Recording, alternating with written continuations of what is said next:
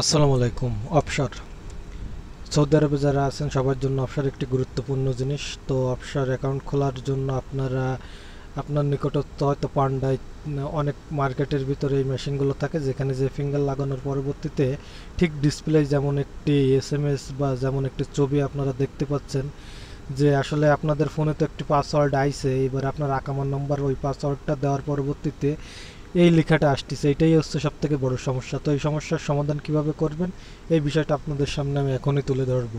পুরো ভিডিওটা দেখুন মন দিয়ে, এই ভিডিওর মাধ্যমে আপনারা পুরোটাই বুঝতে পারবেন আশা করি। তো চলুন ভিডিওয় চলে যাওয়া যাক।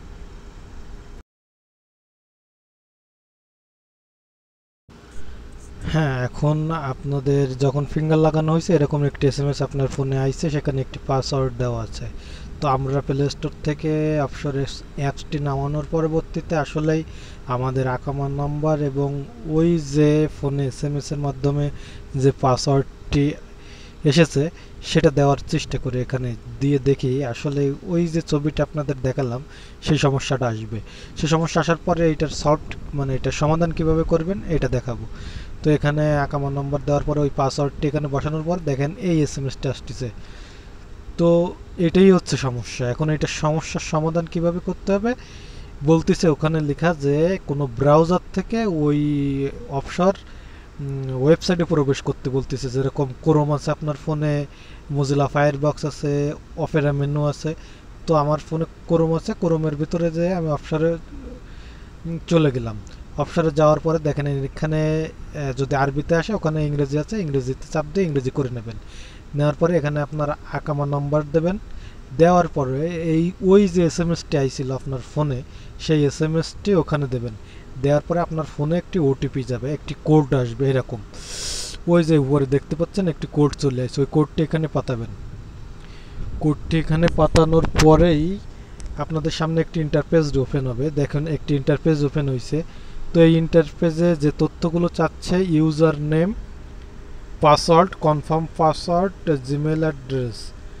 তো এখানে ইউজার নেমের প্রথম অক্ষর বড় হাতের, যেমন আপনার নাম যেটা হোক না কেন প্রথম অক্ষর বড় হাতের দিয়ে তারপরে ছোট হাতের দিয়ে লাস্টে যে কোনো সংখ্যা দিয়ে দেবেন, যেমন 0011 কিংবা 2021 2000 ইত্যাদি।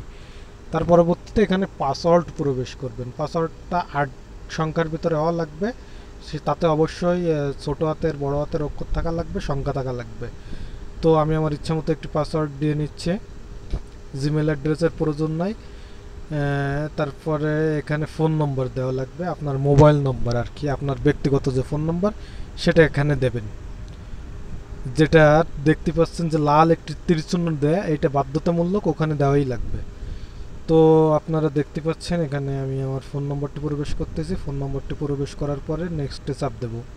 দেখেন নেক্সটে চাপ দেওয়ার পরবর্তীতে আমার ফোনে একটি এসএমএস আসবে, ওখানে একটি কোড ওটিপি পাঠানো হয়েছে। আমার ফোনে কিন্তু এসএমএস অলরেডি চলে আইছে।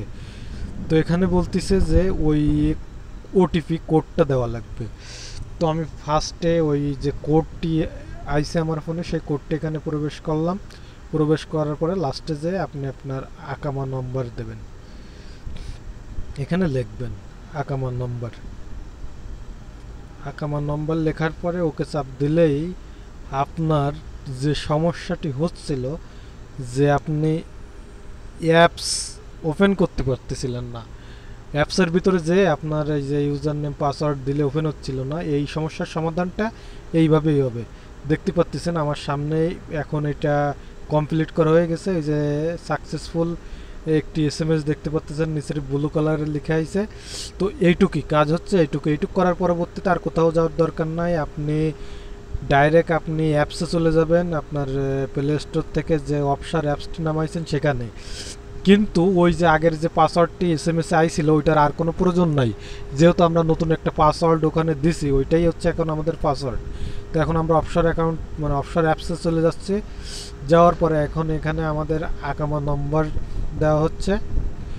আকামা নম্বর দেওয়ার পরে যে পাসওয়ার্ডটি আমরা ওই যে দিয়ে আসলাম আর কি কিছুক্ষণ আগে, ওই পাসওয়ার্ডটি এখানে প্রবেশ করানো লাগবে। তো আকামা নম্বর লিখলাম, এখন এখানে পাসওয়ার্ড লিখতেছি। আপনারা আপনাদের যে পাসওয়ার্ড দিয়েছেন সেটা দেবেন।